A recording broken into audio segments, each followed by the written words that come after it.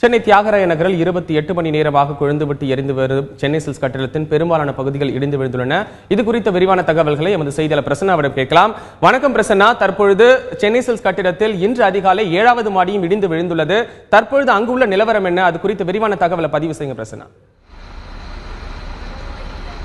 அதாவது நேற்று அதிகாலையிலிருந்தே ஒரு 24 மணி நேரத்தையும் தாண்டி தற்பொழுது தொடர்ந்து இந்த சென்னை சில்க்ஸினுடைய கட்டிடமானது எரிந்து கொண்டே வருகிறது.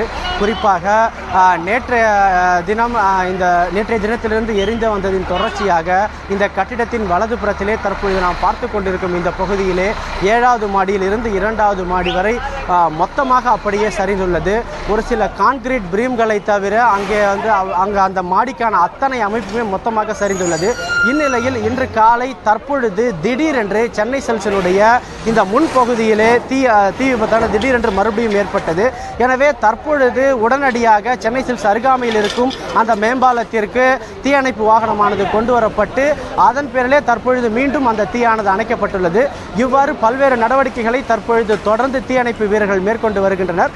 குறிப்பாக இந்த கட்டடம் இன்னும் எத்தனை நேரம் தாங்கும், இது ஒருவேளை தானாகவே இடிந்து விழுந்து விடுமா என்பது குறித்தெல்லாம் பல்வேறு ஆய்வுகளை மாநகராட்சி, அண்ணா பல்கலைக்கழகத்தினுடைய தொழில்நுட்ப பிரிவைச் சேர்ந்த பொறியியல் வல்லுநர்கள் உள்ளிட்ட பலர் ஆலோசித்து வருகின்றனர். எனவே இந்த கட்டிடத்தை முழுமையாக எப்படி இடிப்பது அல்லது எப்படி அகற்றுவது, அது பொதுமக்களுக்கோ அல்லது அருகாமையில் இருக்கும் கட்டிடத்திற்கோ எந்த ஒரு பாதிப்பையும் ஏற்படுத்தாமல் எப்படி இந்த ஒரு பணியை மேற்கொள்வது என்பது குறித்தெல்லாம் தற்பொழுது ஆய்வானது மேற்கொண்டு வருகிறது.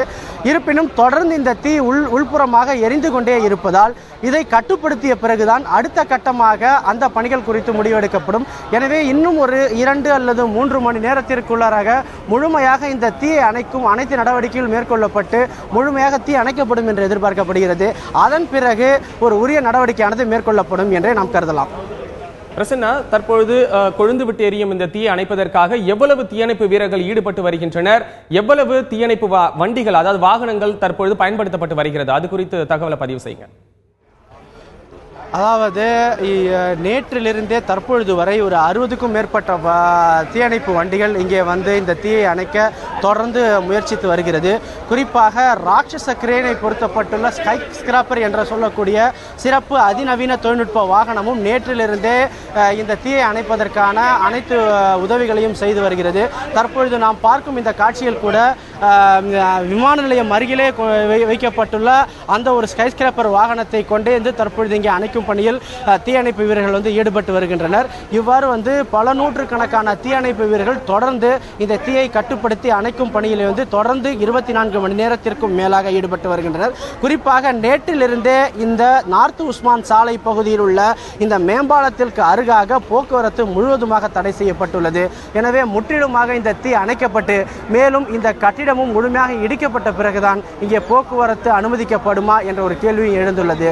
எனவே விரைவாக தீ அணைக்கப்பட்டு அதையும் விட விரைவாக இந்த கட்டிடத்தை இடிக்குவதற்கான பணிகளும் துரிதப்படுத்தப்படும் என்ற தகவல் வெளியாகியுள்ளது. எனவே அதன் பிறகே டி நகர் பகுதியில் ஒரு இயல்பு நிலையானது திரும்ப வாய்ப்புள்ளது.